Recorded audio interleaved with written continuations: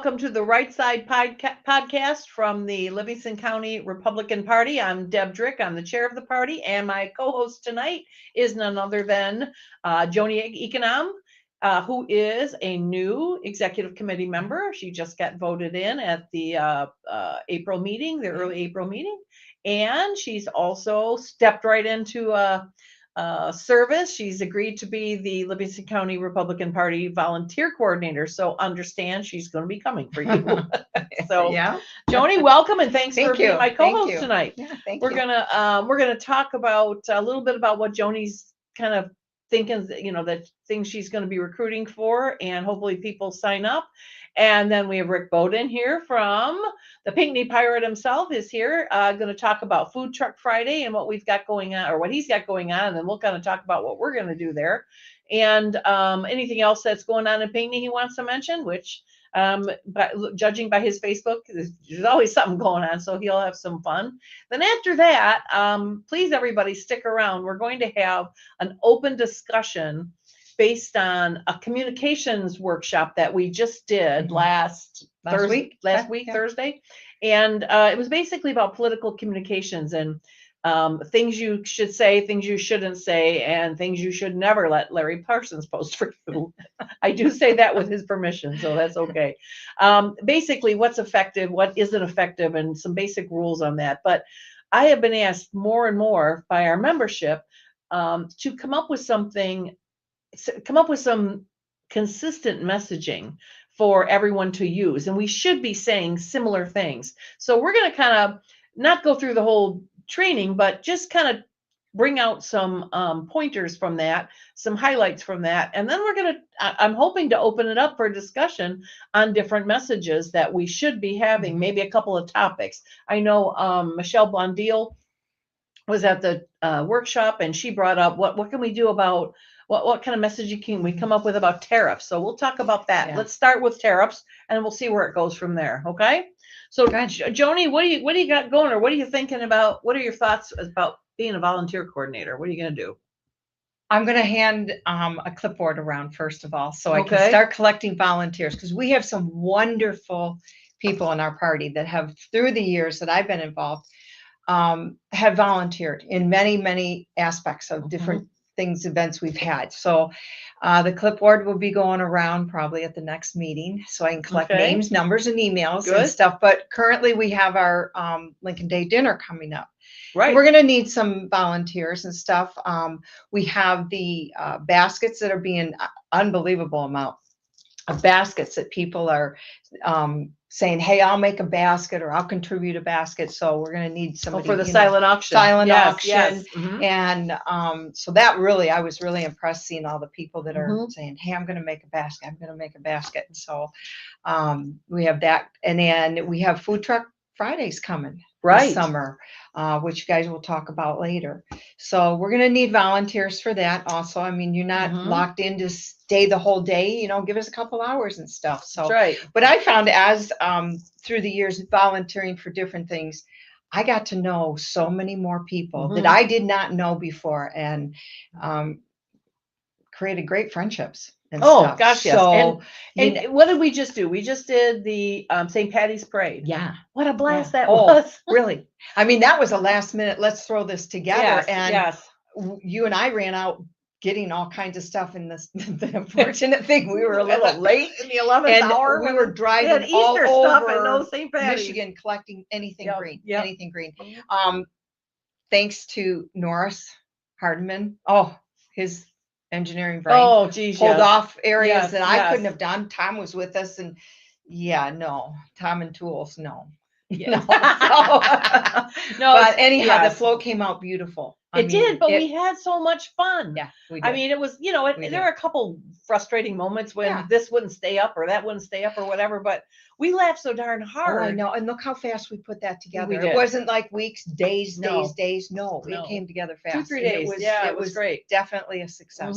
Thanks to Frank Sample for his beautiful trailer. Commissioner Sample, and the truck, everything. But no, it was very Mike. Carney. Mike Carney for he was going to save the day, because without the indoor place to work on that, we would have never been able to do it. So we had a lot of great people, and Tom, your husband Tom, Yeah. helping out, and Jay donating the money for our floats. So it worked out really good. We just had a fantastic day. So a lot of fun. That's a great day. All right, we're gonna take a commercial here in a minute. Oh wait, first of all, we're gonna say hi to Rob and Anna Maria. How are you doing? We're at a great combo tonight. We're gonna have a good time. So we're gonna go to commercial here, and then go ahead, Tyler, and we'll be right back with Rick Beaudin. Okay. John Adams warned that the Constitution is wholly inadequate without a moral and religious people. As conservatives, we must reclaim the faith that shaped it, rooted in Jesus Christ and the Bible. To help you understand the historic Christianity that our country was founded on, check out theexaltedchrist.com, a resource website proclaiming Christ as King. Bunny's Fabulous Seasoning is a fantastic new blend of herbs and vegetables made in Livingston County. Add a tablespoon to homemade breads, soups, stews, meat, poultry, vegetables, casseroles, sauces, and more. To order, email Bunny's Fabulous Seasoning at gmail.com or message the Bunny's Fabulous Seasoning Facebook page.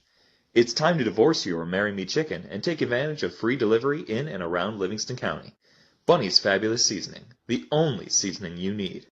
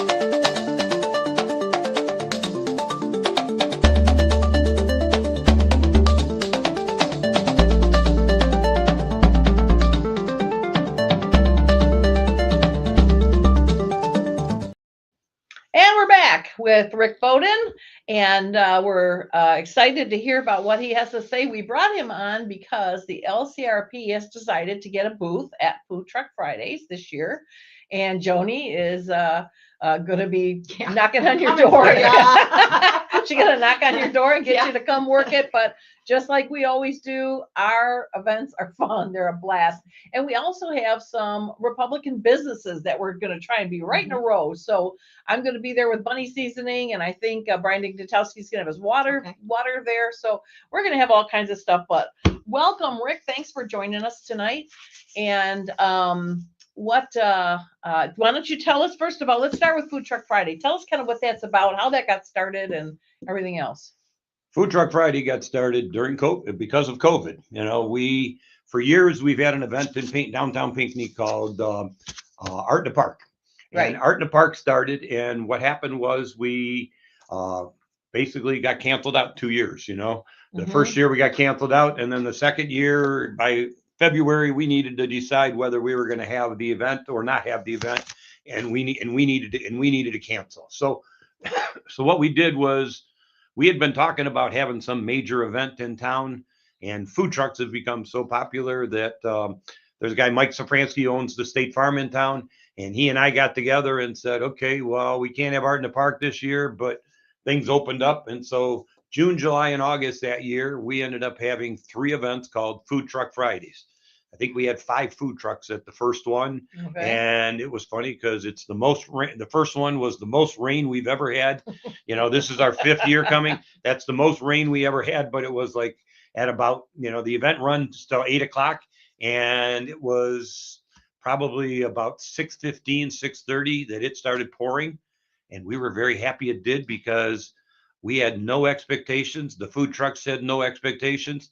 Most of the food trucks were sold out. So guess what? Wow. People didn't know that we ran out of food. We didn't even have food for the food trucks, because they're like, it couldn't be. So these events have grown, and we started more of them there. And, it's put on by the Pinckney Putnam Hamburg Hell Chamber of Commerce, Okay. which is the PPHH, which is a division of the Brighton Chamber. Okay. And so what happened was, Mike and I put them on, I think, for the first 2 years, but we have our real careers. Mike's a state farm agent, and I'm a real estate agent. You know what? We got our real jobs. This volunteering sometimes gets in the way. Wait, our jobs get in the way of volunteering. Right, That's why I usually, the real jobs get in the way of volunteering. So,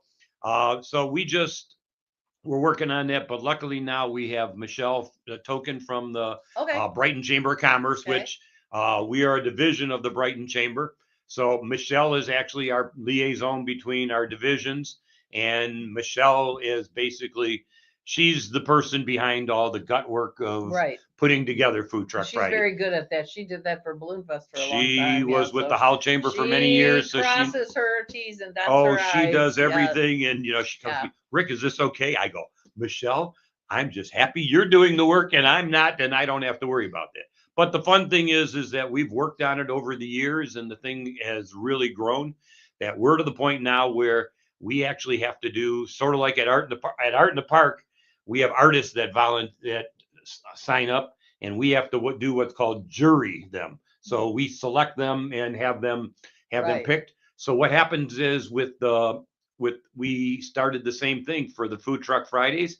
We actually jury our food trucks, and we have applications where people are asking, I want to be at all three of them. Well, we do a June, July, and August. They're always the third Friday in June, July, and August. Okay. And we got some of the food trucks that want to be there all the time. But the problem is we can only have 15 food trucks, so we don't want to do that. So usually we end up with somewhere around 10 food trucks, and then around 5, give or take, of what we call sweets and treats. And so, in fact, I just got permission this morning that for Food Truck Fridays, Main Street, which is M36 right there in downtown Pinckney, will be closed for those events. So we've got plenty of space there. We're actually going to turn M36, which is Main Street there, we're going to call it Sweet Street. So we're going to put our food trucks that are the more of the sweet things, which are going to be, we have one of the vendors that does the fancy milkshakes and stuff, sort of like M Street Bakery does in Howell, but they do it out of a food truck, and then Grandpa has to buy them for all his grandkids. It's 12 bucks a piece for those. But we've got one truck that does that. We got donut food trucks. We've got the kettle corn food trucks. Nice. So we're going to have all those along the thing. But the other thing that happened is, as our event has grown, last year we added it that we have entertainment that goes on. And last year we added it that we have a major band that comes at every one of our events. Nice. So we have a major band. And so this year, there's one called the Phoenix Theory. Okay. Jason Harper and Local Heroes is coming back in July. And the other one is called something. I think it's Itchiku Park or something like that. Don't you know that? That's a 60s. That's a 60s. That's a 60s band. I love that song. We're afraid that some people are going to show up in their tie dye and everything like that. That's right. I'm get up there and sing. So Itchiku Park's gonna be one of them. So we have a major band that plays from 5 to 8. So the Food Truck Fridays run from 12 until 8. So we actually have some people that come at noon and they eat their lunch. They have something in the middle of the afternoon, and then they have dinner there too. So that's been really cool. So that's part of Food Truck Friday. Then another big part of Food Truck Friday is the kids. And we have all kinds of entertainment for the kids. And we are famous for what we call our foam parties. And our foam parties like is shaving cream parties? No, you remember when you used to put your kids in the bathtub and you used to put Mr. Bubble in and fill it all the way up? We actually have a can. It's like a cannon that's on a stand, and it fills up with this big bucket. and we shoot foam out there that it usually ends up about 4 feet, and the little my kids run through God. it. So we take an area probably 20 by 20 and just fill it up with foam about 4 feet tall. And I'm expecting that the Livingston County Republicans, the whole executive committee is all. We're going to put all of you in the foam machine this year. So Okay. so plan on that, for the executive committee. And so we're gonna do that. So that's that. And then the last part of Food Truck Friday that we have a combination every year. For many years, I've been throwing what's called the Pinckney Business Expo, which is in February every year. So what happens is now we incorporate the Business Expo into Food Truck Friday. So we have what we call business booths, we have craft booths, we have artists, and we have organizations and businesses. And Nice. which, the Republican Party Nice. this year has committed that Yes. you guys are going to Yeah. be one of them that's going to be Yeah. there. And So- Jim sent the application out 2-3. I think I emailed you. He sent it a couple days ago. Yep. So we have those. And so anybody out there that's watching this, if you know anybody in the business thing, we have thousands of people that are there at Food Truck Friday. It's only $60 for a booth. And if you do all three of them, it's $50 a piece. So Okay. for $150, if you don't talk to somebody and get some kind of business for your business, you're not a very good salesperson, or you shouldn't be there. So so that's a lot of fun. So we set that up so people walk around, they eat their specialty foods. And what's really fun is that we've got some really special food trucks. We get the Mexicans, we get Mexican food trucks. We've got one coming this year that I've been trying to get for a while. We've got one that does specialty grilled cheese. So with the grilled cheese, it's Mrs. C's grilled cheese, and she's got a big yellow truck, and she has gourmet grilled cheese sandwiches. We did finally lock in a seafood truck. So seafood, Nice. we've had some seafood things in the past. Some of the seafood things. There was one you talked about, Brian Ignatowski. I saw Brian at one of the events. One of the trucks, it was called Kurt Got Crabs, and he actually he had crabs. And Brian Ignatowski, that you guys all know, Brian Ignatowski came and ate at my table, at my booth, and ends up that what they had was Brian got Kurt's crabs.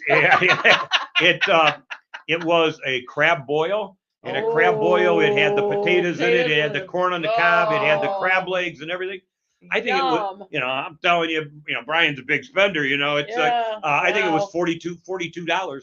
And this guy had a line that was so huge. Wow. One of the other food trucks, we had one that was selling lobster rolls, and they were like $32, and people paid it, and they love it and stuff like that. Where else would you get that around here? You get that in Florida, Yep. all over the place, but you don't get it here. Well, we do. I'll give you a little secret. We do have some new seafood coming. I heard. There is some new. This is a little secret off to the side here. We're gonna put this is a little off to the there. side.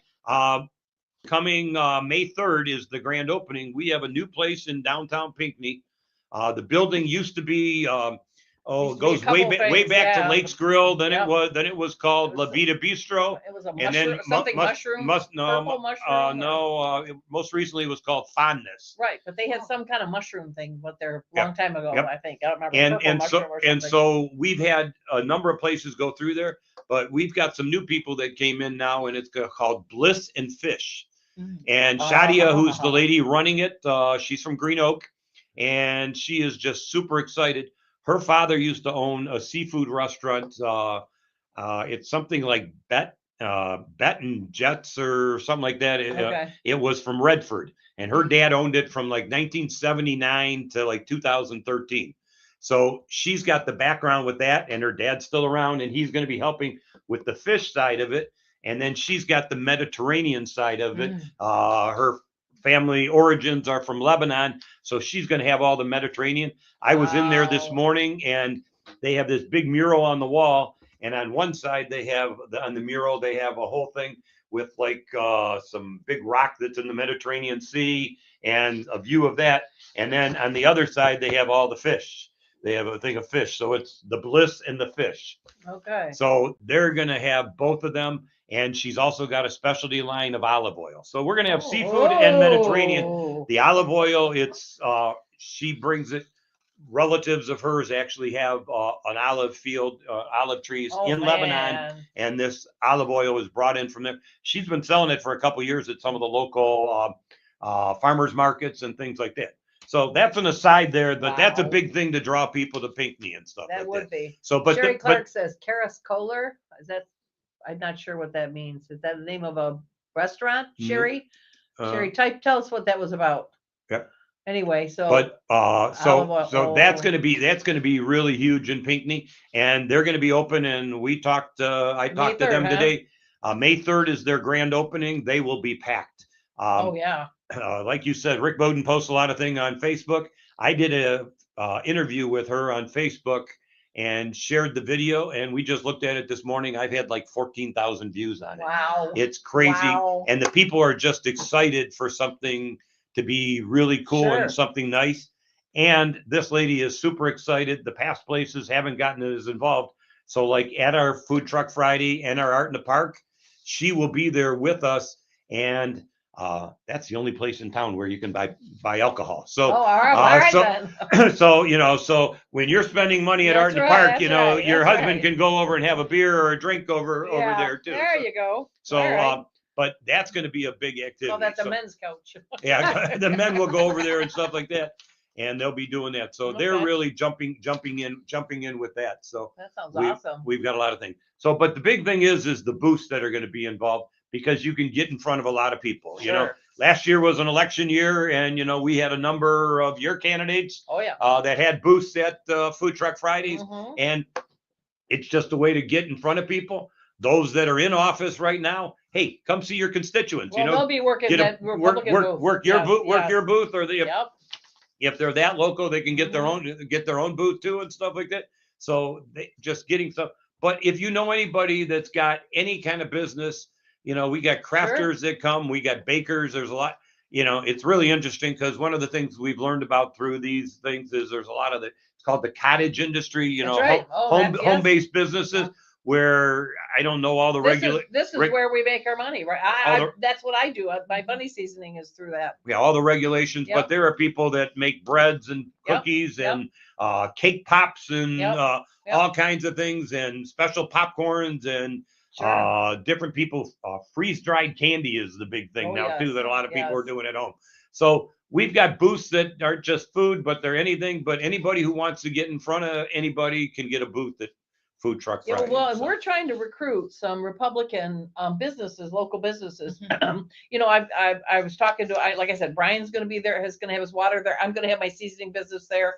I want to say there's a trustee over in Howell Township. His wife bakes. She might have I invited her to get a booth there. So, and plus the Republicans are going to have the membership team is going to be there. Plus we're going to have a lot of the elected officials that aren't running, but they're just going to be there saying hello and taking turns. That's one of the things about Pinckney, and remember when we call it Pinckney is considered, and people don't realize this, it's sort of like Brighton. There is the city of Brighton, but there's the townships that surround it a little bit. Oh, yes. That they say they're from Brighton, but they're really in Green Oak Township, or they're in Brighton Township. Like Howell, Marion Township, Howell Township, Osceola Township. So Pinckney's like that too. Right. And Pinckney actually, Pinckney's known as somewhat of a bedroom community. We don't have Grand River running through us and stuff, but we've got a lot of community, and we've got a lot of people, and it's a close, it's a small town, still. So we've got M36 that runs through there. So like we could,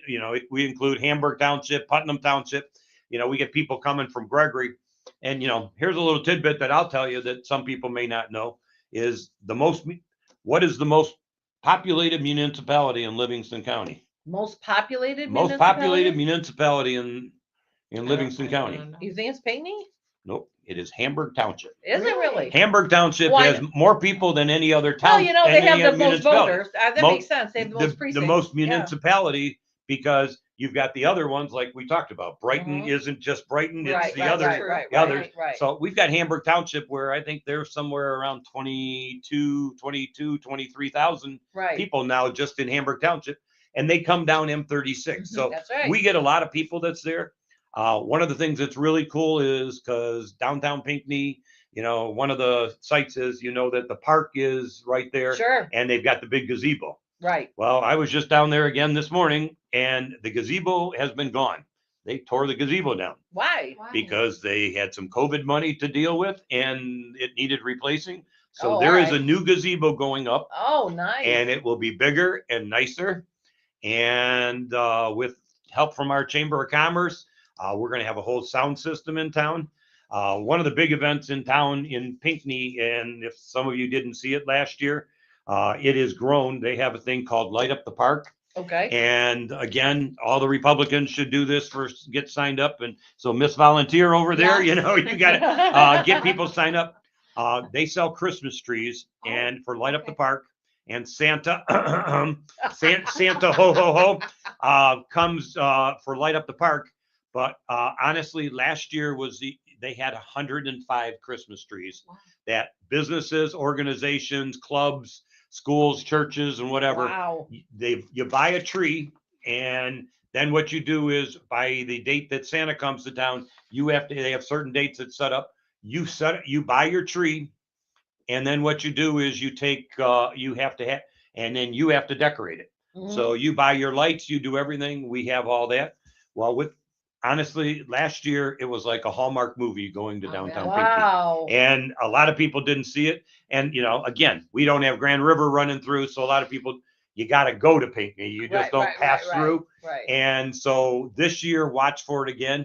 And the cool thing is with the revamp of the gazebo, what they've added is they're going to have the sidewalks are going to sort of like go through a cross in the park, which will mean that they'll have more sidewalks to walk For to put booths and to put the trees along the edges. Nice. So they're expecting probably 125 they might push 140 trees this year. We need And- to buy a tree. Yeah, you need to buy a tree. So and sign up early because Yeah. honestly, there were people that found out and saw the thing and said, "How do we get a tree?" And said, "Hey, the event's over, and we do have the lights set up, on the trees all the way through the holiday season. But Oh, nice. Santa usually comes in like the last part of November. So when is this gazebo work gonna So start? the gazebo work is started. It's down. The Okay. framework's up. I think they're putting the All right. trusses up within the next day or So two. by the first food truck Nope, Friday, it should be all by set? Memorial Day. Oh, good. So, That's well, perfect.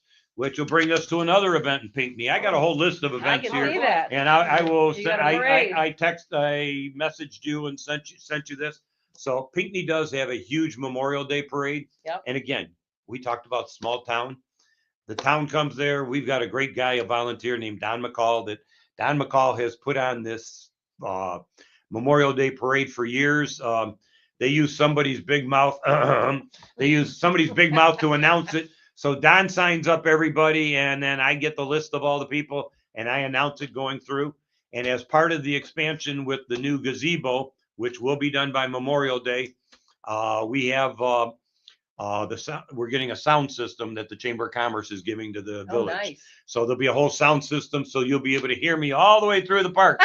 Lucky all those people that get to listen to Rick I was Beaudin. gonna say, I'm sitting next to you and I But- can hear your volume. I but- can only imagine. But we'll be using God. that for, because Pinckney does have a St. Patrick's Day parade every year. We just went dark for a second. Hold on. We figured out what to do.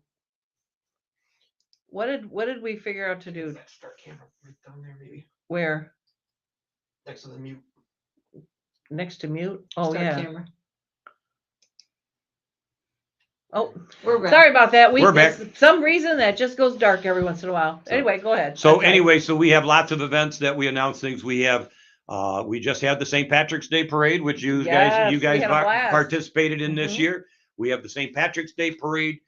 We have a big homecoming parade. And then we have this Memorial Day parade. So Mhm. I was saying Don McCall puts it together. And we have a lot of veterans. The local American Legion participates. Yeah, And they actually do a whole ceremony at the gazebo afterwards, nice. where they do the 21 gun salute and they tell the whole story of everything. So it's really pretty touching. And to hear everybody in the park that's there for the parade, and then they have one of the kids, because the high school plays, Okay. and to have one of the kids, the whole town, everything is total quiet, and you got somebody playing taps. Ooh. And talk about touching and listening Yes, to it. Yes. That is small town American values Yes. and yes. everybody there. So if you're not doing anything on Memorial Day, come to that. Okay. And again, we talk about community. we've got one of our churches in town, People's Church, that's very involved. And People's Church, what they do is they put on a whole event that morning before the Memorial Day parade. I think the parade starts at noon, and People's Church has their event in the morning. They pass out free hot dogs and cotton candy. They have bounce houses and just all kinds of things and fun for the kids to do, and plus some free food and stuff. And then you stay around for the event, for the parade. So that's another big thing. But then the weekend right after that is our big Art in the Park. So Art in the Park we didn't have for 2 years, and because of COVID. But I think Art in the Park is going, I want to say this is number 34, number 35. So it's been going on for years and years. So that's the weekend after Memorial Day, which is May 31st and June 1st. So that's an Art in the Park. Now you've already, I think you've, I asked somebody about that, and I think they told me that you're not taking vendors for that anymore. The vendors, again, like I said earlier, we jury, we have a wait list just in case we get a lot of cancellations, but we usually don't. And we usually have somewhere around 100 artist booths. Nice. And it's crazy because we sit and we have what's called a jury, and we sit and do those because you can only have so many people that do little bracelets, and you can only have so many people that do tie-dye t-shirts. That's right. And then you got the people that do some of their bases and stuff like that. And so we have to jury them and sort of take them in categories. And so we did that a couple weeks ago. And so we're going to be right at our 100. And it's interesting because COVID, everybody knows what COVID did to the world for a while. And the first year after COVID, we were down a little bit, and we are back at pre-COVID or even better for the number of booths that we'll have. And so then it'll all be new too, because of the gazebo being new, and because of the sidewalks. It's just going to be fun. And again, we have some food there and some limited entertainment and stuff like that. So, but yes, look at all this stuff. Lots of things happening. So I sent you this whole page. We publish this in one of the George Moses publications every year. Right. It's called the Shop and Dine M36. So we publish that every year. We collect all the information. So I sent it to you. So between the two of us, we'll put it on your Facebook page. Yeah. And then the other thing that we've got is that a major event in Pinckney that's comes every year is we have a thing called Hootin' in the Park. Hootin' in the Park? Hootin' in the Park. And that's put on by our local Rotary Club. Okay. And they put on Hootin' in the Park, and that is on Thursdays in July and August. Okay. It starts like the weekend after 4th of July and runs on the Thursdays in July and August. And they have a band every Thursday night that, bring your own chair and come sit, or bring a blanket and sit on the ground, and they have a band that plays and just some entertainment. And so that's a fun thing. And then also we have a farmer's market that's coming to Pinckney this year. Really? What days? It's going to be on Sunday afternoons. So you have Howell in the morning and Pinckney in the afternoon. Yep. Oh, wow. So that's going to be there. So again, trying to bring in more people with the farmer's market, and some people to be busy. So are you. Yeah. So you're going to have a booth. You're going to have a booth in the morning and that's afterwards and stuff like that. So that's coming. Tear down from one and go to the other. Yeah, and I think that's one of the reasons how she timed it and stuff like that. Yeah. So we've got all that. So there, a lot of people, Pinckney is a quiet little town, but we, like you said, apparently not. With this whole list, we have all kinds of things going on in town. With like there's a big scrap metal drive. There's what do we got? There's the library does a whole bunch of things. Remember too, is that we got people that come to town to go to hell, because we got Hell, Michigan there. So they do a number of theirs. They're actually doing I think it's the second year that they're doing it. They're doing a run from, I think it's a motorcycle run all the way from hell up to paradise. And so it's held the PTSD awareness ride from hell. That's July 25th and 26th. So you meet in hell and go up to paradise, and so that's a fun ride for people to do and stuff. Again, talking about hell, the Rotary does a miniature golf tournament. I saw that, in downtown hell, so there is downtown hell, there is uptown and downtown when you go to hell. So, how many places can you tell people, you know, Pinckney, you know, you tell people, hey, go to hell, you know, That's right. and you that's go to right, hell, that's right. Michigan, that is. Yeah. That's Go to right, hell, that's Michigan, right, you know, so, that's right. so that's a fun place to do. But we do things. Another fun thing, we talked about Pinckney's homecoming parade. Okay. I've been doing a thing, we've done it 5 years now. We do a thing called the Pinckney Pirate Pizza Party. Oh. And many years ago, I went to Pinckney Chrysler and said, I need your dealership because my office is too small. And Pinckney, I have dubbed Pinckney, the whole Pinckney, when again, like I talked, Pinckney is Hamburg, Pinckney, the M36 corridor.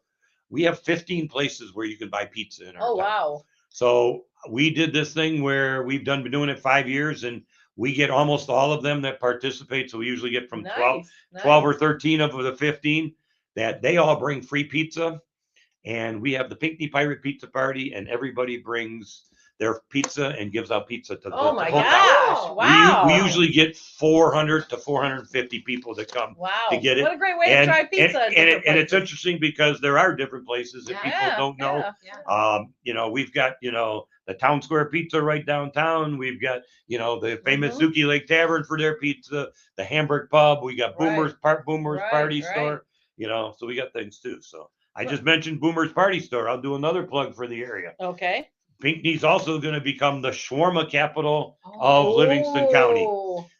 Boomer's Pizza or Boomer's Party Store, which is on Hamburg Road across from the Hamburg Fitness Center. Okay. They have shawarma. And then we're getting another place over in the Chilson Commons Shopping Center, which is over by Kroger's in Hamburg. We're getting a place called Aladdin's Shawarma. Oh, so we're going to have 2 shawarma places in Hamburg Township. Wow. So, and we're going to become the shawarma capital, you know. So we're the pizza capital and whatever. That's so. Because you're the municipality with the most population. We got the most people. You got the most people. So we have lots of fun things. We do a Pinckney Spooktacular for Halloween, which is huge. There are thousands and thousands of kids that come to that. We talked, you know, Shalom Church does a huge holiday thing. Some of the churches have special mega camps for sports camps as part of their, you know, Bible program. Right. We've got a lavender farm, Hamlet Lavender Farms in Pinckney. So I saw them. They were behind us in the parade. She does a lavender festival every year. You know, there's just something that's going on all the time. There is every single weekend. I think this list you can publish, you know, and share things. But again, it's just get out there and meet people, and it's small town. Tyler, what is the website where people can find this? Where can we find this online? I'll send it. The best place, is the Chamber of Commerce has the Pinckney Putnam Hamburg Hell. Do you know that address right off the top? I don't know. So if you go to Brighton Chamber of Commerce and just hit PPHH, it's on. There's a big Facebook group that you're welcome to join. It's called Everything Pinckney Putnam Hamburg Hell. So if people go join that, it's all on that. And people should join that just to find out, because every time one of these things happens, like I said, I'm so shy on Facebook, you know, so I'll post all these and make check sure. your phone and see if you can find it. So. If Tyler can find it, then I'm going to have him post the address in the comments here. So, so yeah, all right. Well, in fact, they're doing a thing. I just met with a guy today over on Richardson Road. There was a camp there that they turned it into the Shenago Lake Retreat, and they do a Shenago Summer Shenanigans, which is on Richardson Road. It's Camp Pala Hobby or something. It's on, I don't know it exactly, but they run summer camps there. But then on weekends, they have weddings, they have baby showers there, they have wedding showers, they have all kinds of events there, but they're doing a special summer shenanigans there. Okay. We just got lots of things going on in our area. You do. You know, so we tell people come on down and see, because we have a lot of fun in our area. The other thing that people don't realize is we have what's called the Lakeland Trail. Right. And the Lakeland Trail, most people don't know, it's a linear state park. So it's a former railroad thing, and it actually goes all the way past Stockbridge and to Chelsea and way out that way. Eventually, you know, the whole plan to the state is trying to get it so the trail can go all the way across the state of Michigan. Okay. So, but we've got it that what it's going to do, it goes to, it goes, like I said, all the way there. And then it comes all the way. It basically runs along 36 most of the way.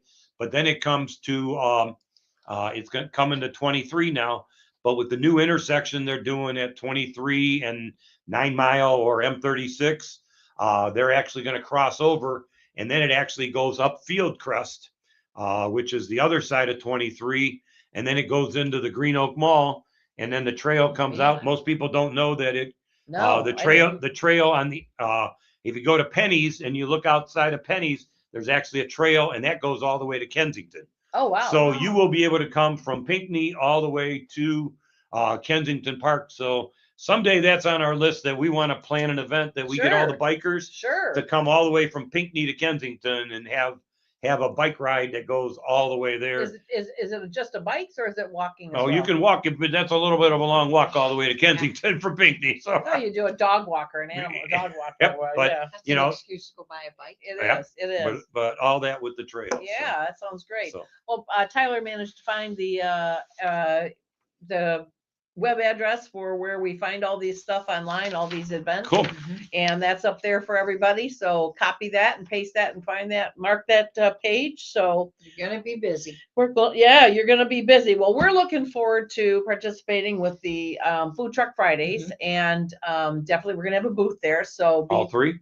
all three of them. Yep, Oh yeah. good. And like I said, we're grabbing a bunch of Republican businesses. And so if you have a business and you want to be in that line with us or in that area with us, whether it's across from us or next to us or whatever, we're going to try and You're clump us getting all there early together. to reserve their We spots. absolutely. You know? Well, this is being run by the pro, Frank Sample. Commissioner Frank Sample is actually in charge of all this stuff. So he's going to be there, dark 30, and all these He spots. lives close to there, Yeah, you know? so he's gonna get there and he's gonna put up all the tents, and people will be meet him there and put all that stuff. But I know I'm gonna be there the entire day, all 3 days, and I've But got. tell people to bring their kids and stuff. Oh you know? yeah. That's the fun thing because there's something going on Sure. all day long.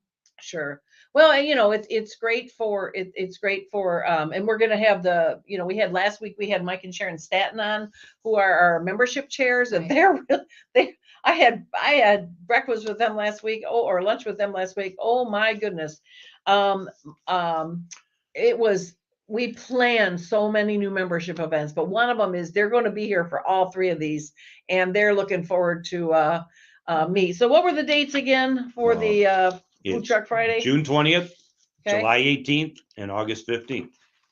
Okay. Hey, maybe we can work and maybe we can get some of our candidates for the federal positions for the, Maybe, some of the maybe. Republicans that Oh, are yeah, running for maybe, Senate maybe, yeah. and some of those, or maybe Yeah. we can get, Tom Barrett there and Well, I'll tell you you know, what, so- we're gonna have, they're all coming on here. So when we get here, as part of the package, we'll say, by the way, here's some other places. So yeah. So tell them, Here's hey, my So, clipboard too. come on over and, let's get some of them representing okay, and come down. what's those dates again for? June 20th, Uh-huh. July 18th, and August 18th. 18th. Okay, all right. Or I'm sorry, August 15th. I'm Okay. reading it wrong. Okay, so all right, Tyler will put that in there. So that's June 20th, July 18th, and August 15th. Yep. So 12 noon to 8. yeah, noon to 8. Good. All right, that's good to know. Yes, we're going to be there. Frank will be there early, and 15th. Yep. And we'll reserve those, and we'll reserve those spots. And like I said, let us know. Reach out. Let us know. Reserve you a spot, or actually go onto that web link that we just put up there, and this one right here. You can find the application for the Food Truck Friday on this. Can you? It should be. Okay. Yep. So go on there and find out. If not, chair@livingstonrepublicans.com. And then I'll get it to you because I've got a copy of it. So I'll put it on your Facebook page. Too, yeah, so- there you go. You can put it on So mine. the application and stuff. Okay, and then here's the dates. I know we were asked that. So Bill, there's the dates for you. So mark those down, and we'll definitely we'll love to see you there. Love to come up and hang out at the booth, talk to new members, talk to people that are thinking about new members. Tell everybody what a great group we have. We have got the best party. Everybody tells us that we're rocking and rolling and having such a good time. So are you a member? I'm not yet. Okay, well, we gotta fix that real quick. All right, well, thanks, Rick, for coming. This was very informative. This was great. Looking forward to hanging out in Pinckney on those 3 days. Plus, I mean, there's a whole lot of stuff I want to look at here. So when I have a minute, I'm going to go through and we should mark some of these things down because that would be fun to have a booth with some of these And things. do you have so. ample enough parking for everybody from Howell and Brighton? It is interesting because we talk about that and we say, you know what, they find a place. Yeah. All right. Luckily, one Just of like the parade. yeah, That's right. they, Yeah. they We found find it. places to find places on the streets. Yeah. And then one of the People's Church that I talked about earlier, they've got a big field that they take donations for people Okay. to park in there. Yeah. But people park all over through town, and we've got enough little side streets and stuff. If you Yeah. work your way around there, we can. Yeah. Yeah. You'll Find you'll your find way. your place to park in. Yeah, So we can. I know some secret ways to Right, get in right. some of the back streets, Yeah. you know. So Pam asked that we put it on Facebook events. We will. The things that we'll be at, we will definitely put on Yeah. there. So we'll let you know. So, all right. Well, thanks a lot, Rick. If you want to, thanks a lot for Rick. Is there anything else that we ought to know before we move on to the next subject? lots going on. Lots going on in Pinckney. All right. Well, Yep. come on down and see the pirate, and we're gonna go to commercial, and we'll be right back, and we're gonna get into our messaging conversations. We'll stick around.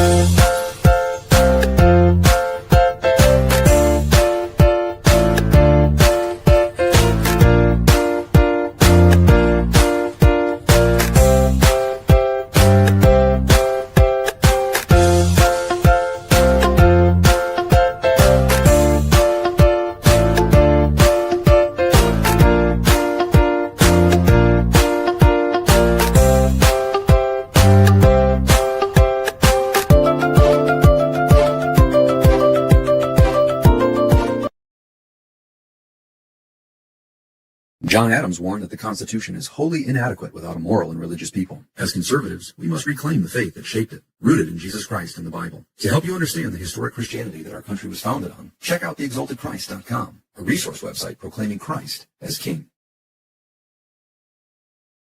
Bunny's Fabulous Seasoning is a fantastic new blend of herbs and vegetables made in Livingston County. Add a tablespoon to homemade breads, soups, stews, meat, poultry, vegetables, casseroles, sauces, and more. To order, email Bunny's Fabulous Seasoning at gmail.com or message the Bunny's Fabulous Seasoning Facebook page. It's time to divorce your Marry Me Chicken and take advantage of free delivery in and around Livingston County. Bunny's Fabulous Seasoning, the only seasoning you need.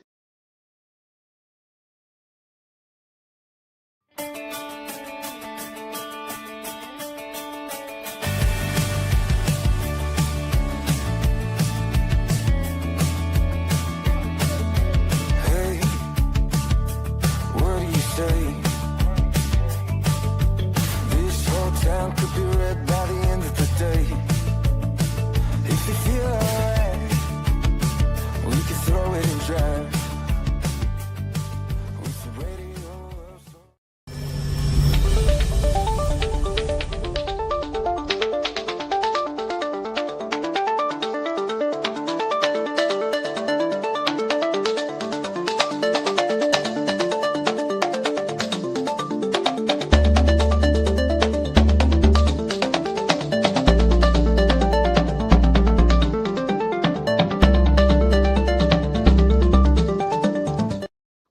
Hey, and we're back. Joanie Econom and I, Deb Drick from the Livingston County Republican Party, and we're going to be talking a little bit about messaging. First of all, we do have a Rick or Bill Reiber up here has a message for you. Hi, Joanie. Congratulations on being elected to the EC. Thank you. Hi, Bill. Thanks for checking Thank in you. here with us. So we're going to talk now. We had a workshop, I think we talked earlier on last Thursday. And it's basically, I get asked this all the time about political communications and what is important to do. And so we just kind of did a brief, quick kind of guideline on when you're when you're publishing or trying to communicate on politics, especially on social Yeah. media, the things you do, the things you should never do. And we just kind of went over the basic stuff, and I'll kind of just touch on a couple of those right now. I'm not going to go through the whole thing, but I want to talk and I want to hear from everybody here if they have messaging or topics that we should be picking a couple to talk about. I think we said we would talk about tariffs. Tariffs were a big one. Yeah, there was a big one, and we'll talk about that. So, the first thing I talked about was the three C's of political communications. One of them is to be consistent, to be credible, and to be coherent. So consistent, you have to, if you say one thing one time and the opposite the next time, if you're all over the place, you lose your audience. People stop relying on what you have to say. So stay with your message, think things through first. Okay. That includes making sure you're credible, right? Double check your sources. Don't just spread every meme or every Facebook accounting you find, because unfortunately, a lot of that stuff is, and right now with AI the way it is, the AI generated stuff, oh my God. I mean, you swear that's Abe Lincoln talking to you, there he is with his cell phone talking to you, some of this stuff. So it's hard to tell what's true. So, and they've proven Snopes is unreliable. Yeah. So it's, how do you, but make sure, especially if it's political, I always tell everybody, read the bill before you talk about, Trump's going to do this, or, even, Obama was going to do this. Read the bill. Right. If you don't read the bill, you'll know, because there's no AI in the bill. The bill's going to be somewhere legit. So, and the next one is to be coherent. So coherent basically boils down to, first of all, speaking legibly, but speaking in ways people hear and people will remember. So using, what are the short things I always talk about? Sound bites. Talk in sound bites if you can, because sound bites are those short little quips that are a few words that say a lot. And they're usually catchy, and they might be anecdotal, but they'll be remembered. So be coherent. Make sure you're saying things people understand, and make sure you know who your audience is. But that's number one for everything, right? Any speaking at all. Know your audience. You don't want to talk over the head of somebody new. You'll lose them. But then on the other hand, you don't want to drag out. You don't want to talk like, it's a brand new thing if you've got a bunch of very experienced people in your audience, political knowledge in your audience. So just make sure you do those three C's. So now I have what I designed for my years in the legislature, my years of working with legislators. I have found a package that works when it comes to messaging.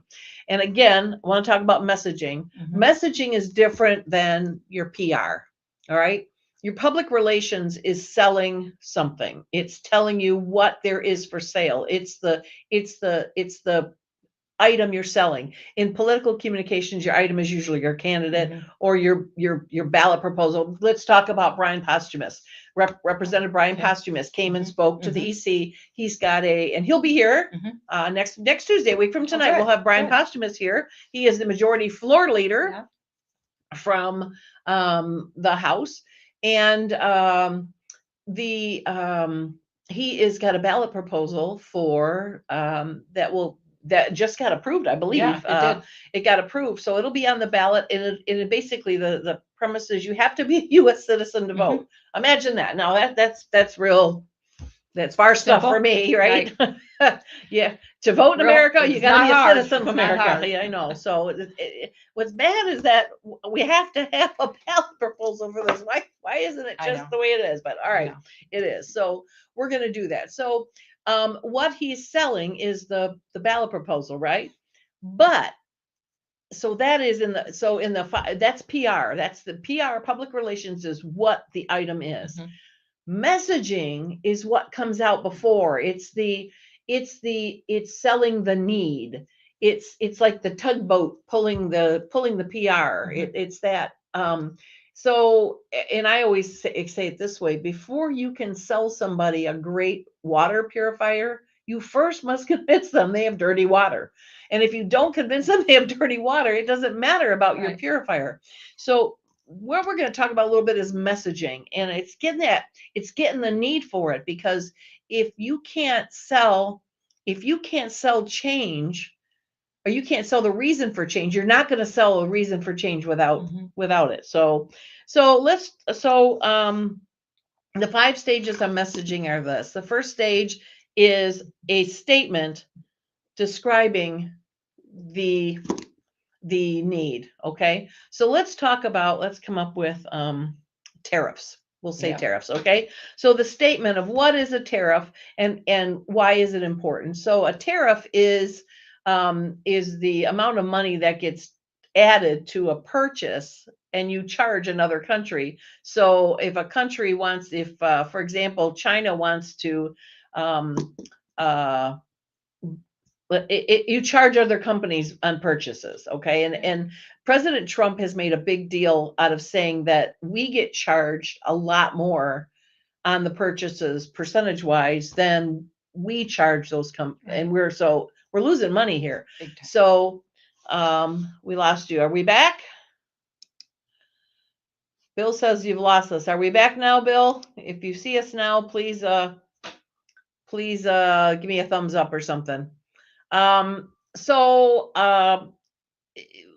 President Trump's way of dealing with that to get those tariff percentages points to come down, because of course that cost tax onto the consumer, right?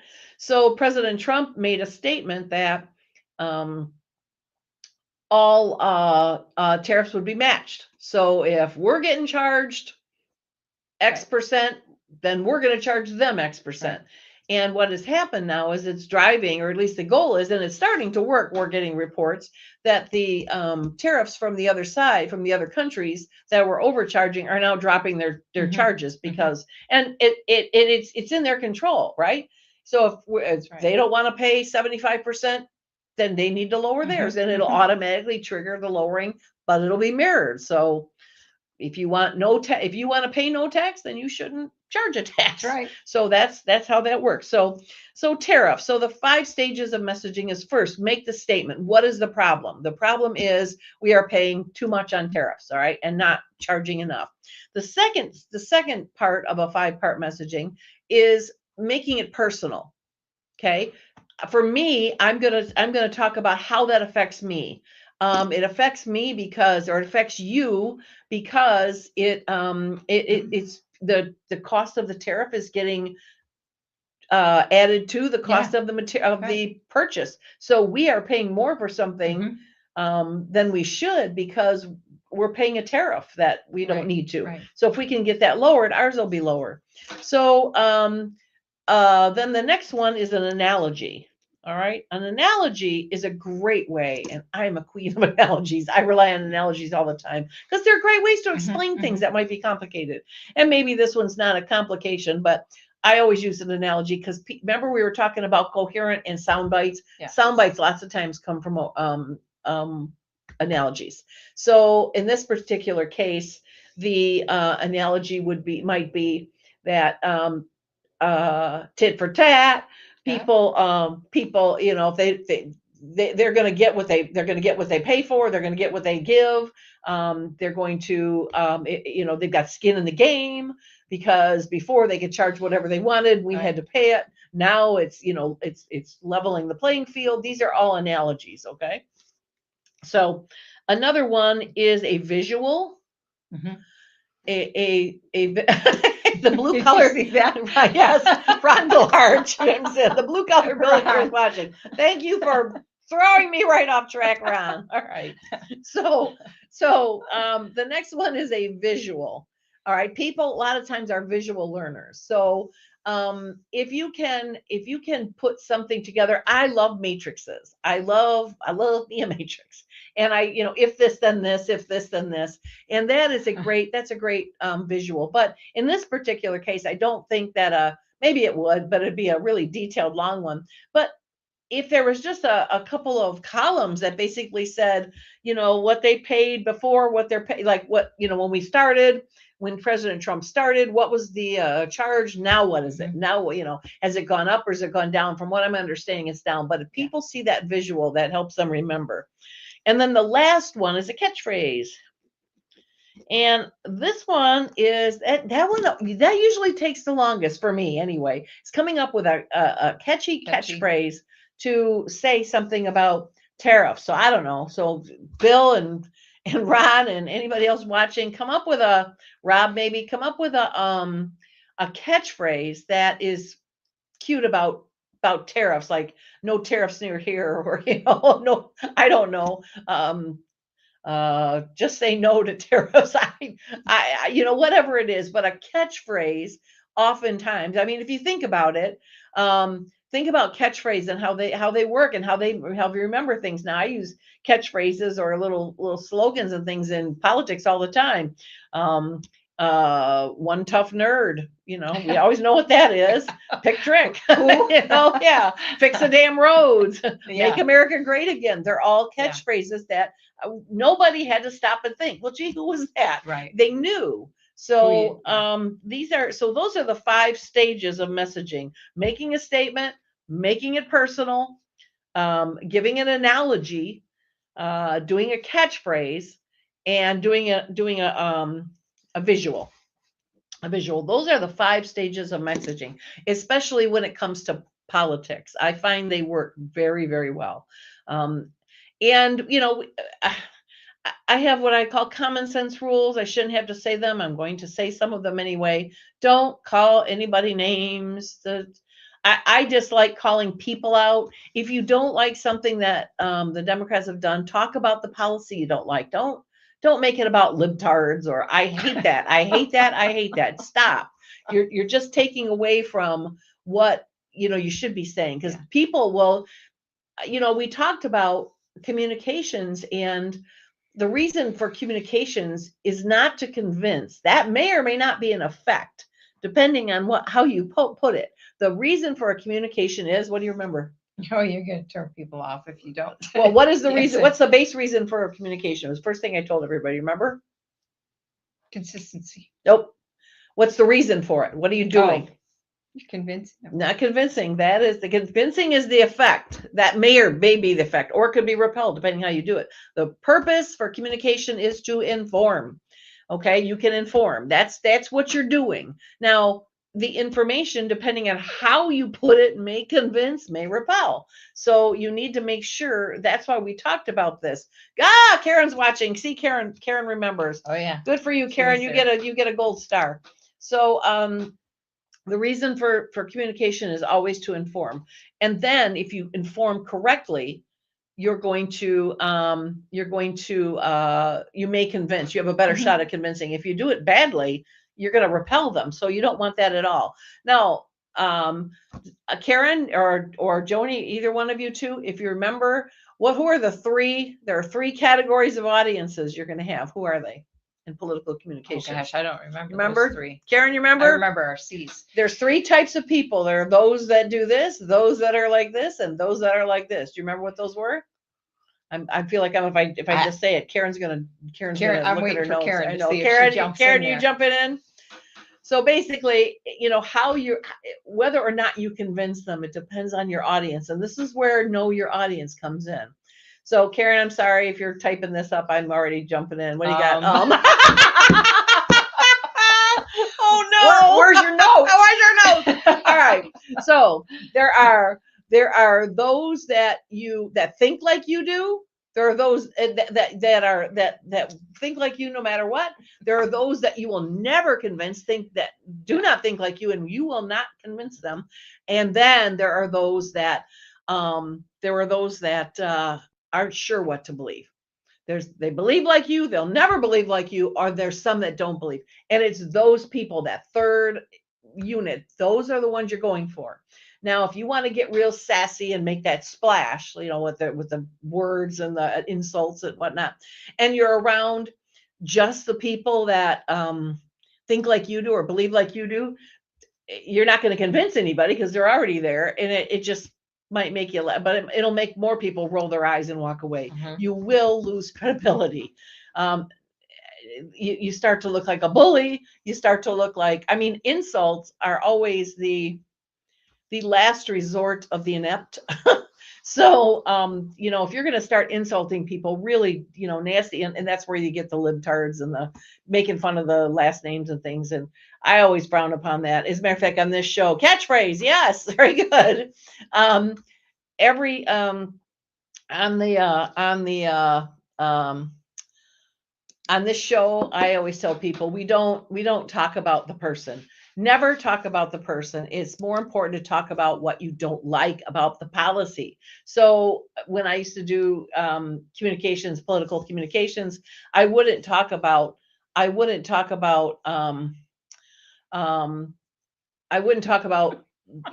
dumb. Stop it. Yes, I am. We'll get to that in a minute. I told you, stop jumping ahead.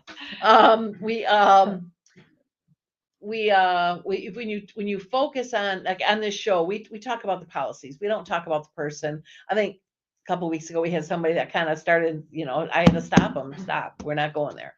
You just lose people. And remember, you're not trying to convince people who think like you, and you'll never convince people who don't think like you, right? It's those people that don't know what to think. Those are the people you're going to convince. So if you be the 3 C's, use the 5 steps, and you do not blow it. Do not try to make that splash. Use facts, use data. And then Karen, that would be yes, that would be an absolute yes. You have to stop that. You're not going to gain there. So this is like, those are like the nuts and the bolts of this communication. So if there's anything that you as we go on, and I wouldn't mind setting aside the last few minutes of every podcast just to kind of say, all right, what's tonight's topic? Karen's agreeing. What's tonight's topic? So we can pick topics as we go, right? And do that. So is there what's another messaging we could practice on? Anybody there got a topic? Anybody watching have a topic they want to try to put together a messaging package on? Now remember, we're trying to inform. We're using data, we're using facts, we're using logic. And logic convince more people than splash or insults or whatever else. But if you can use logic. So if I know I've been asked, what are some messaging? So I know I was asked, I think on the podcast, somebody asked me, or not on the podcast. Karen, that's a good one. So they were asking me at the workshop to come up with some messaging, and maybe on every newsletter, I'll add some messaging too. All right. Safety from American people. Yes. And then Karen, they're crying about due process for illegals. That's a good one. We're going to talk about that one.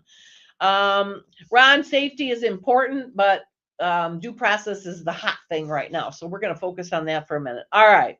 So the 5 stages of messaging. All right. So the first one is, what is due process for illegals? Okay. The problem is we have people who are here illegally, and we're shipping them out. All right. And we're shipping them out and claiming they did something. Now, if you look up the rules, at least in a broad sense, due process is due anybody, whether they're here legally or not. They are entitled to due process unless there is a specific threat, like they're considered a terrorist. That's where the Patriot Act came in. So so they're crying for due process for illegals because they're supposedly owed. But the fact of the matter is, if they're claimed to be if they're a domestic threat, which President Trump has claimed them to be a domestic threat, they're considered terrorists. Bye-bye due process. We can skip all that. So that can be gone. So that would be the fact, right? Then there's the personal message. The next step is the personal message. So the next personal message would be on due process might be, Joanie, what's a personal message that you would give about, like, how does it affect you?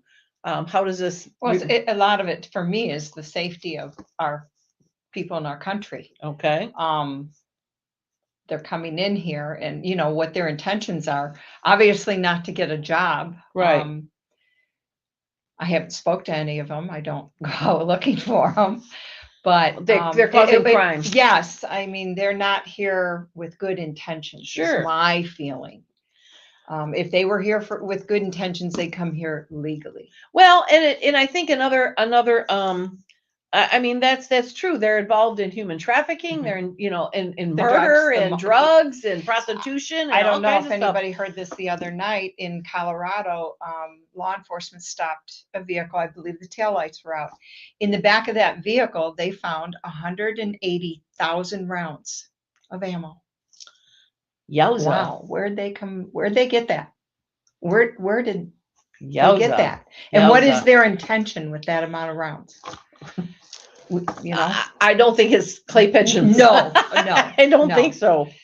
So, all right. So we've got the personal reason is because we need safety, we need safety for our families, as Karen here has said. We need safety for our families. That is the personal reason. Human trafficking. We don't want do you know what I looked up this group, this M13, is that what they are? The M13, MS13. Yes. So the MS13, they talked about, the members are usually recruited as children and kind of pushed groomed into that. Yeah. In other countries. And so they've started this. They don't know any other life. They start that as children. So this is all the reason for me to get them out of here. I don't want them starting with our children. So that's the personal reason. So then we have the analogy, right? And the analogy, for me, I guess an analogy, let's see, what's an analogy? Analogy would be, would you be demanding due process if Osama bin Laden was right there, was being deported? And if you say yes, shut up. Just shut up. I don't want to hear any more from you. Yeah. That is horrible. Yeah. So due process does not go to terrorists. They just don't. And that's an analogy. If you would allow, one of the 911 orchestrators or Osama bin Laden, who we know who he is. Right. That's a good analogy. So the next one would be the visual. Okay. So what could be a visual? I always fall down on a matrix, and my matrix would be something like this illegal, or this MS-13, what he's done, this MS-13, what he's done, this MS-13, what he's done, and who are the victims over here? What were you laughing at? Do you have a funny visual? No, I'm just thinking of them. I mean, when you look at them in general, Yeah, so there's the visual, and then there's the catchphrase, and that is always the hardest one, but that a lot of times is the best, and that is, so, okay, who's got a good catchphrase for this, the due process?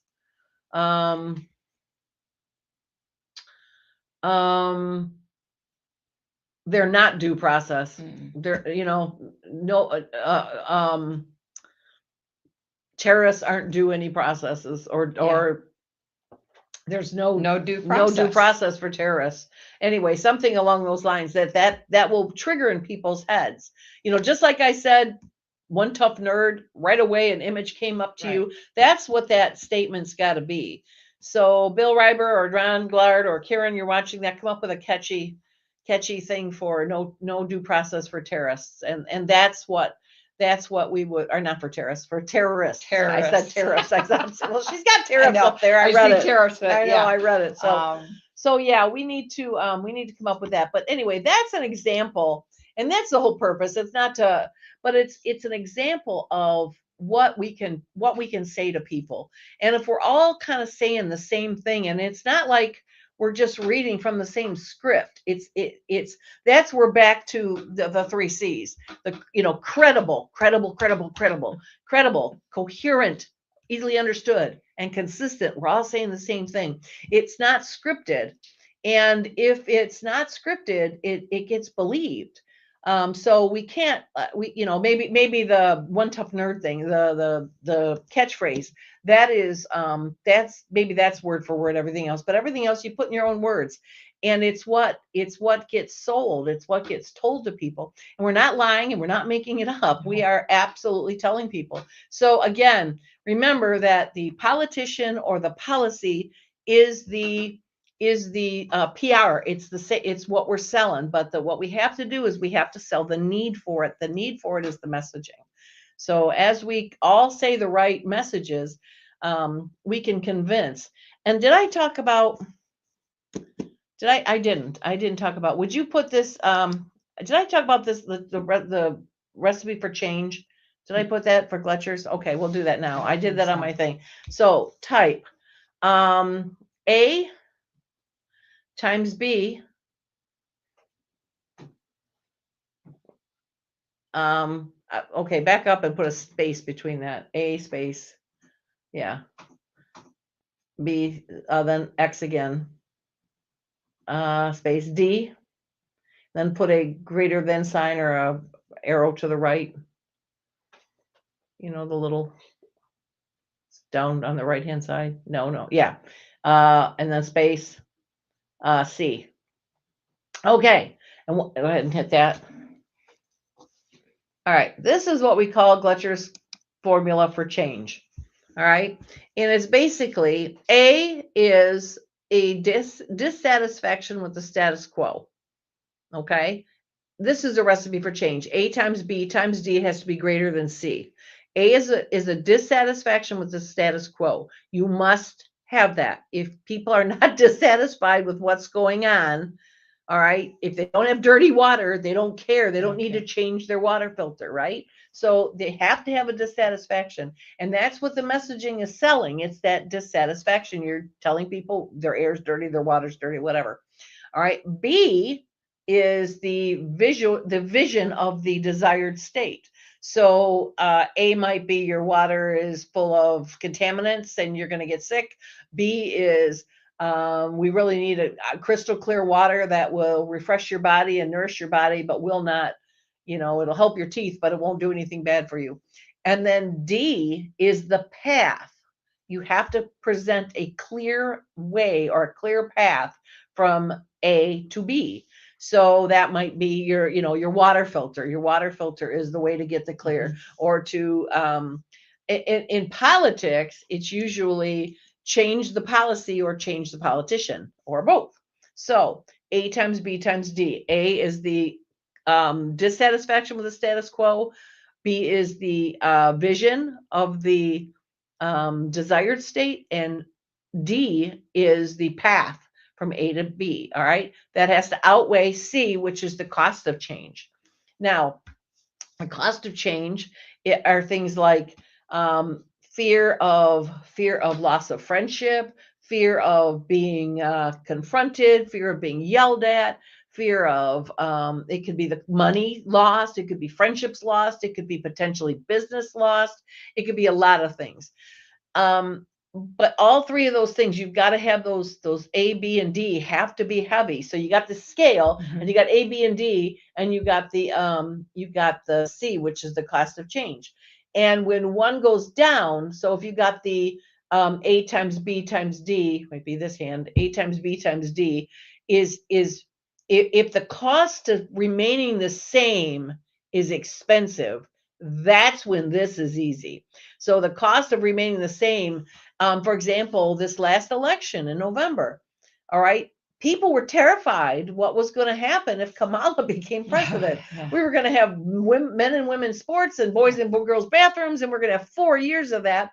And the pronoun nonsense where, we're going to be fired because we don't know he, her, them, they, zer, whatever, those weird things where they're forcing us to just no. So the cost of change there was the cost of remaining the same was what was high. So as we had A times B times D that went down because it just was heavier. It outweighed the cost of the change.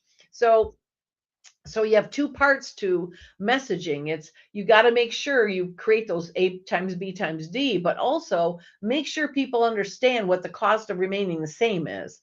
And if you can do that, you're going to change every time. But if you don't have those things, I don't care how good your vision is or how clear your path is, if you've got to have that dissatisfaction. That's what the messaging does. So anyway, that's a little bit of a lesson. That's what we went over on Friday. So I think I'd like to challenge that every Tuesday at the end of the show, we'll do just a couple of minutes on a topic. So, and if somebody wants to, shoot a topic up every week, they can post on, hey, today's topic can be this, or you can email me, chair@livingstonrepublicans.com, and talk about a topic, and we'll go from there. But and I'll write it down, and we'll, I'll kind of get some stuff ready for it so we can jump right in and talk about it. But I think that messaging, it's all of us. We all have to do it. We all have to do it. We're not going to expect, we can't expect a small population to make a difference, right? This next election next year for Michigan is every bit as important as last year's was for the country. Just imagine we all stayed home last year. Just imagine that we didn't take this party and give classes for electors, and we didn't get to do the massive get out the vote work we did. And, having the Trump, imagine we didn't get this victory center here, and that we didn't have the Trump people come in, and we didn't have people coming in and signing people up and knocking doors and postcard. Imagine if we wouldn't have got that. We got almost, not quite, just a hair under 80% vote. Imagine what we would have done that. Right now, we would have President Harris. Oh my gosh. And just think about that. So yes, this is important. And so this year and next year is going to be mandatory, but this year we can practice on this messaging, and you'll get better as you go, right? So yeah, because many of us have looked at each other and said, do you realize how close we came? That's powerful. It is. We can't just stop and assume we're going to be fine. No, we're not. We're not. No, we're always, and I tell, I meet with as the chair of the party, I meet with the commissioners fairly regularly and kind of get their input, or some of them. I'm still, I've got calls out to the rest of them. I like to meet with my elected officials. I like to meet with the county elected officials. I like to meet with the EC members, and I like to meet with longtime Republicans, get their views. What are you thinking? What are your thoughts? But I will tell you, especially, I tell this to the commissioners all the time. We are, the commissioners, our commissioners, they're great. I would hold them up to any commission anywhere. Dave Domas, who's been on that, been on his commission, as I tell him, he's been on about 1,100 years. Yeah. He tells us, he told me recently, this is the best commission he's ever been on. Nice. This group now, they're fantastic. They're very conservative, and they do the job. And I'd hold them up to any commission, but I'll tell them all, I'll tell you right now, look at everything they've done. They've got all this, they were able to put these 2 new stations in, without raising taxes, without bonding. Let's just do it, because they don't spend money stupidly, because they save it, because they pay what they need to pay, and they buy what they need to buy, but they just don't. They're smart about it. They negotiate prices. They watch their money. They're great about it. But I will tell you this: it doesn't matter. The thing about politics is you're only as good as your last sale, right? And you cannot rest on your laurels for very long. Let's go here. Look how quick we come right back. So now that we figured out what we're doing. So I tell them this all the time. We are one bad election away from losing it all. Right. Imagine that. We got all this stuff done, right? All these things in place, all these policies, everything else. And we have one bad year where it just totally flips. Be good. And that's 4 years now. 4 years for commissioners. We got, let's just say this next election in 4 years, it went completely blue. We would lose it all. We would lose, or at least I didn't mean to be completely blue. Only 5 of them. Only needs 5. Imagine. Just imagine how the taxes would go up, because suddenly the services would go up. There'd be buses running from here to Detroit and here to Ann Arbor, and we'd be paying for it. So it just be, we're one election away. So it's not getting and I would venture to say that it is very rare that, and not a lot of places are solid red like we are here. Right. And it's solid red because we keep it solid red. We fight for that. It just doesn't naturally happen.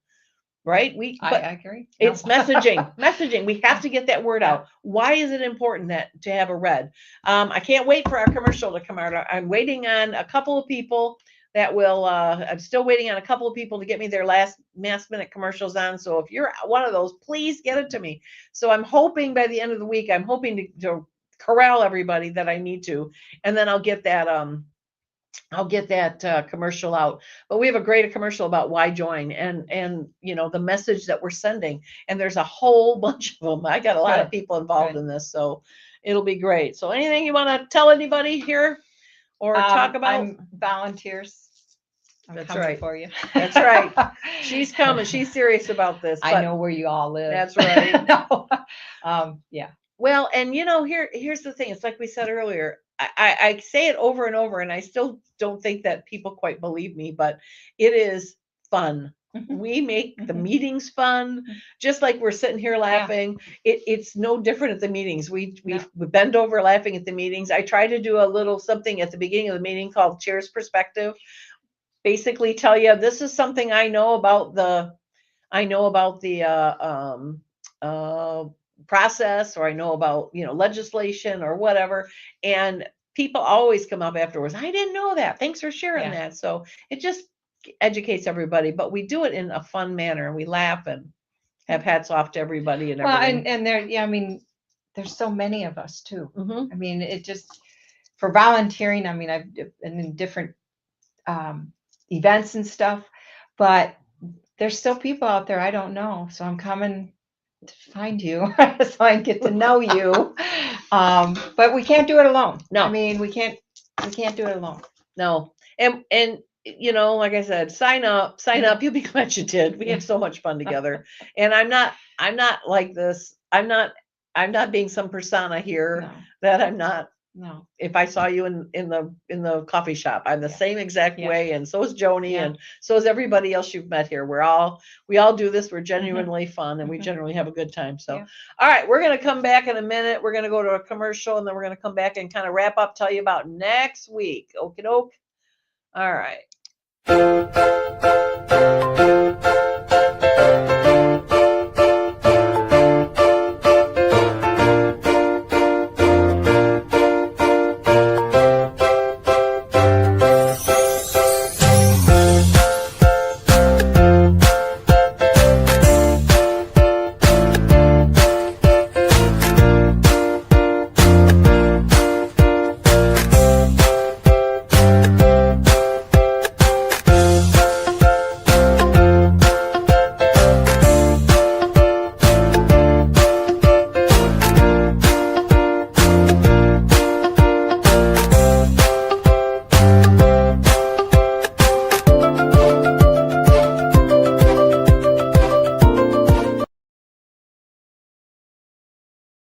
John Adams warned that the Constitution is wholly inadequate without a moral and religious people. As conservatives, we must reclaim the faith that shaped it, rooted in Jesus Christ and the Bible. To help you understand the historic Christianity that our country was founded on, check out theexaltedchrist.com, a resource website proclaiming Christ as King.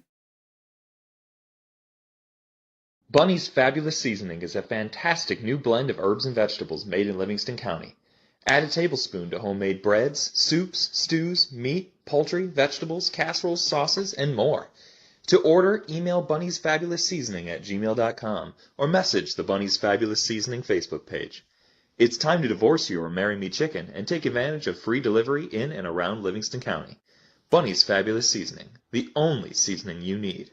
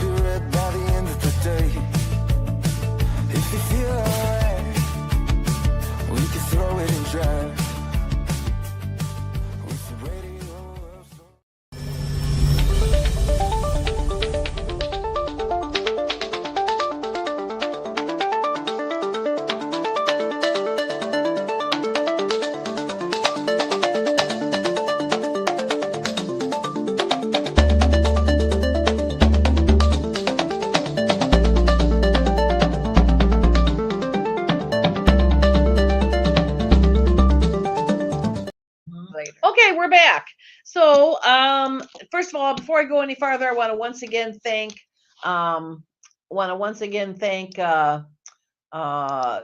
Jason Huntley, our major sponsor, for his sponsorship and making sure that we have what we need here. So thank you, Jason. Premier Financial out of Brighton. He's awesome. Once you see, we put our little ticker tape down there. So that's where you go to join. So if you haven't joined, join. Rick Beaudin just left and he came in and he dropped off his the little catchphrase. He said, they didn't come into our country with due process. Yeah. Why do they need due process to be removed? That's not a bad little catchphrase there. So that's kind of cool. So next week we have, you know what? Before I do this, I'm going to show you. Remember I did that PowerPoint about, let's see, right here, stay thee not home. And add to stage. So let me just say here, remember I talked about what the state government is, and we have the governor, the lieutenant governor, and we have the legislative branch of the Senate, and the Senate majority leader is the guy that in the center there that sets the agenda. Then you have the floor leader that sets the policy, and the appropriations chair that sets the funding. That's the Senate. They have the same thing in the House. But it's, as you see, it's red because it's Republican. They have a speaker of the House who sets the full agenda, has full control. To the right, the appropriations chair sets the funding. They set the budget. They approve that final budget. In that particular position, that is Representative Ann Bolin. I just wanted you to remember that's a powerful one. Over to the other side, where you have the floor leader. The floor leader is who decides in the majority what hits the floor. You have a bill, it goes to a committee votes it out, it goes to the floor, and then it sits there until the floor leader decides whether or not it should be heard. There are some stuff never gets on the floor, but it's a pretty powerful position. That particular position is Representative Brian Posthumus. You'll remember that he was at our meeting talking about the ballot proposal. So just wanted to let you know where he was here. So who he was. So he is going to be on our show next week talking about the ballot proposal. So we're really excited to get him. And we're also going to have in the House, we're going to have Mike Rogers here is going to come by and he's going to talk about his Senate run. So we're anxious. I want to hear what he thinks about this run, what's going to be different versus last time. I want to know about his evolution, about his, he's been a politician a long time, and how he did things years ago when he first started. Things are different now. So I'm anxious. Catchphrase. Yeah. What's your new catchphrase? Yeah. So we're gonna. So I want to hear from. And we've invited all the candidates, FYI, gubernatorial and U.S. Senate. So we're hoping to get them all and, hear everybody's point of view. So we're kicking it off with our hometown boy here, Mike Rogers. He's going to talk about, Mike Rogers went to school 2 years behind me. No, I didn't know that. He did. I'm old. Yeah, I think so are we. No, I'm older. So he went to school 2 years. I think he was in my sister's class. I got a younger sister, 2 years younger than me. But yeah, so he was in. They've been here a long time. And at one time, the Livingston County Press, when that was, remember those days? Oh, yeah. That was the only paper in town, and that's what you listened to. Yeah. They used to do a feature every single year called the 50 most influential people in Livingston County. Number one, year after year after year after year was, do you remember? Oh, it would have to be Rogers. Joyce Rogers. His mother, Yeah, yes. yeah. She founded the Brighton Chamber. Okay, and right. From what I understand, that if she didn't say Haynes, it wasn't going to be Haynes. She was very, very influential here. Yeah. So she, and then of course Bill was a county commissioner, and then he left for county commission and he was a state rep, and then he went back, and then he went over and he was a supervisor in Genoa Township. Right. So I know they have a brother that is a general. I don't know how many stars, but I know this because for 150 years, when Mike was in the House, when Mike was in the Senate, and when Mike was in Congress, I would sing. I got it 1,100 times. I sang the national anthem at whatever they did. And then they had their brother was given an extra star as a general. I wasn't a Okay. 5-star, but I don't know, 3-star, 4-star, something. But he was a high ranking general, and they had a big ceremony at the Spirit Center, and I was Wow. invited to Okay. sing for it. So that's how I know this. Okay. But so they've been a family, a local family, not just a family of service, but a local family of service. So for many years. So he is a hometown boy. So we want to kick off with him, and we're going to hit, like I said, I want to know what's it going to be be this time. What are your thoughts? What kind of never mind what you've done. We all know what you've done. You've done some great things. Yeah. What are you going to do? What's going to be your focus? What's going to be your, what are you hoping to walk away with? What public act do you want to walk away with? What law? What do you want to make sure does? Well, we all know it. We want to make sure doesn't happen. Right. What do you want to make sure does? What is it you're going to champion? So these are the questions. So think about that. You got a week. Think about the questions you're going to ask Mike. I do want to say again that we're going to have lots of candidates coming forward. I've set out the invites for the gubernatorials too. We are all entitled to our favorites and to our least favorites. That's just fine. But I do not want name calling. We do not campaign negatively on the right side. So it's a Republican. They have a right to speak. They have a right to be heard. We have a right to ask questions, but I don't want any gotcha questions, and I don't want any insults on there. So if I see that, it's going to get shut off and blocked. So supportive, like I said, you support your candidate. Say who if you want to, when your candidate gets on here, then tell me all the great things. But we are not negative campaigning here. So I'm not saying this about Mike so much as I'm saying about all of them. Just Mike's going to be our first one. So I just want to make sure we set some ground rules here. Listen to what they have to say. If you have a reasonable question, ask it. But like I said, we're not gonna get into the. We're not gonna. We're not gonna have a food fight here. So remember 3 things: coherent, credible, consistent. And you start insulting, that's the last resort for the inept. So that's just something to remember. But it's going to be a great show next week. I don't know how many people missed. I don't know how many people missed Representative Brian Posthumus's presentation at the executive committee meeting. It was excellent. So here comes Jay, a little late to the party here. No hearing, no due process under 1798 law, no declaration of war needed, only threat of invasion or predatory incursion. Case closed. Okay, there you go. It's not exactly rolling off your tongue, but all right. I may have to print that one off. Yeah, we'll have to give that one to the pirate. Give that back to the pirate. Let him come up with catchy. Joanie, thanks so much. And always, behind the scenes over there, I'm telling him to type. Tyler Hamnick is over here, and he's my right hand over here. He's doing all the technical stuff while I'm over here yapping. So, Joanie, you've been great. Appreciate you coming on. It's going to be fun. So next week, Rep Posthumus and Mike Rogers is going to be a great show. So, all right, guys, good seeing everybody. See you next week.